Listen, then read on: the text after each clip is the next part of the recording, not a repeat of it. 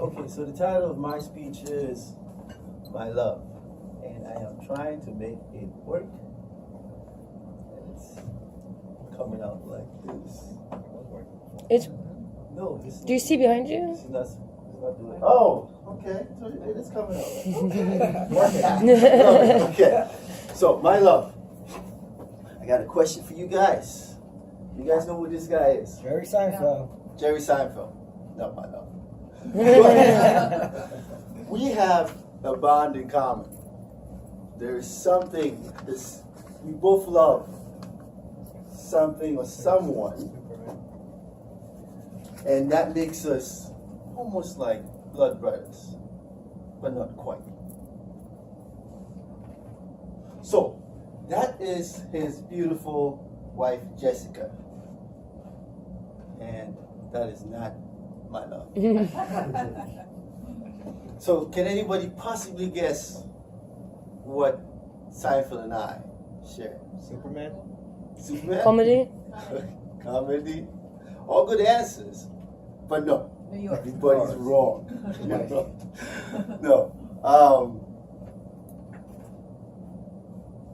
Peanut butter.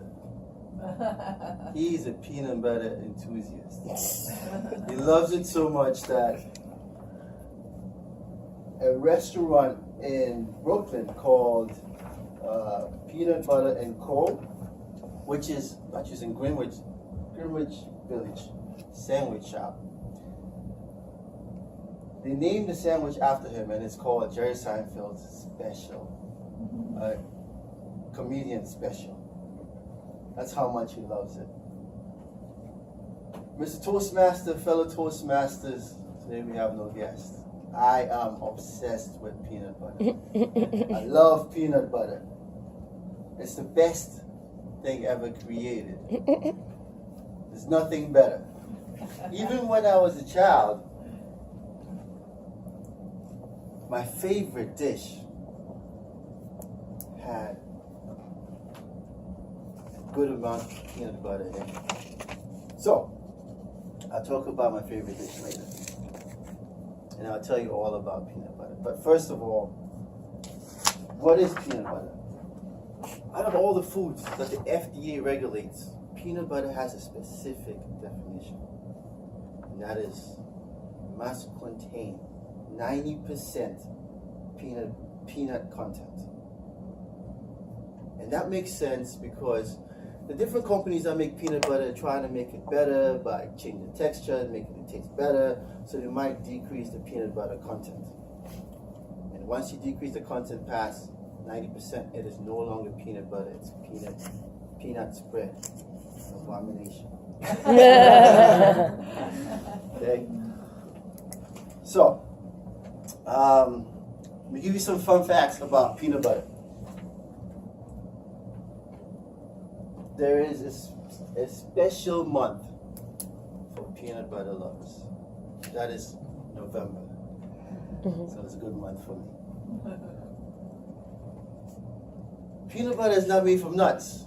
A little confusing because it's made of peanuts. But peanuts are not nuts. Peanuts are part of the family of legumes, which are peas, lentils, and beans. Okay? It takes 540 peanuts to make a 12-ounce jar of peanuts. The next one is a true or false question. I'm gonna ask you guys. Do you think there's a difference? Actually, no. Spoiler alert. We're gonna rewind. There are two kinds of peanut butter. If you like peanut butter, you know that there's a chunky kind and there's a creamy kind. Personally, I am a creamy kind of guy. Okay? So that's that. Now, the next one is a question. True or false? Do you think there's a difference between the West Coast and the East Coast? And the preference for the type of peanut butter? Probably? Yes. Anybody who wants to guess what the East Coast likes? So chunky. Chunky. I like Me too. Oh! Wrong. So the East Coast loves creamy. so I belong on the East Coast. And if you like chunky, you know where you gotta go. Just kidding. But yeah, so the West Coast likes chunky, the East Coast likes creamy. My favorite dish is peanut butter and fufu. It's a dish that reigns gallantly above every other dish. No other dish comes close. You might think I'm biased, but I'm not. It is made up of, so this here is the fufu, made up of plantain and yams mixed together. Some of you might know, I think it's close to fungo. Mofongo or mango? Yes, that. And then the soup is made with peanut butter. It's part of the ingredients. It tastes so good. But when I have it, I don't separate it like that. That's an abomination. Put the fufu in there. It's great. Let me give you a little bit of history of peanut butter quickly. The first known use of peanut butter was in the 950s by the Aztecs and the Incas.